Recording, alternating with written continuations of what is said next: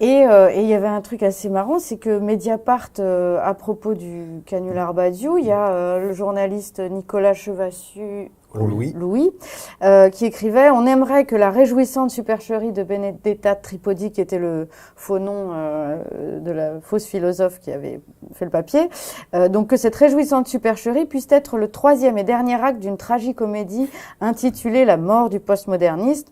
On n'y croit guère, cependant, 20 ans après l'affaire Soka, le postmodernisme se porte toujours aussi bien dans les campus américains et Michel Maffezoli continue de pérorer dans les tribunes et conférences.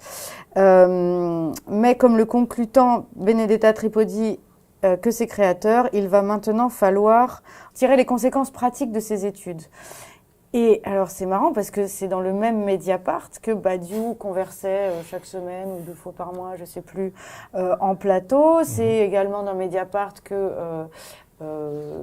chacun de ses livres fait l'objet d'un article plus ou moins élogieux, pas toujours, il y a des fois des critiques, mais donc est-ce que c'est le signe d'opposition dans la rédaction de Mediapart ou le signe de ce qu'on disait tout à l'heure, enfin de ce que je disais, qu'on peut être foireux voilà, dans sa production académique, même si voilà, et plutôt bon quand on parle de Sarkozy, de l'amour, du bonheur et des attentats.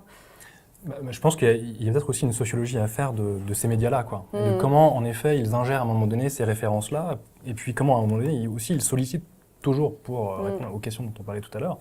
Nous, on aimerait bien savoir ce qui se passe à Mediapart, par exemple, sur le traitement qui est réservé à Badiou.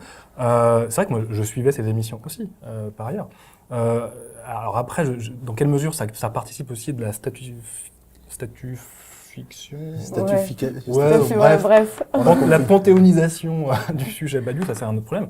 Nous, ça nous intéresse en effet de voir une éventuelle versatilité dans les relais médiatiques de ces valeurs-là.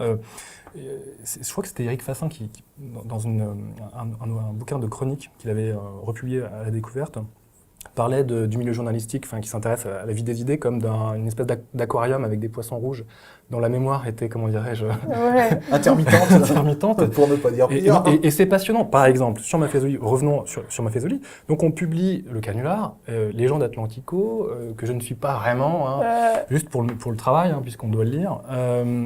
Il lui donne la tribune des interviews en disant mais c'est effroyable, regardez ce canular, c'est dégueulasse. Et là on fait Badiou et Atlantico dit c'est fabuleux, bravo, continuez les amis. Donc, alors je réponds un peu de biais pour interroger les mécanismes du relais médiatique de ces pensées-là.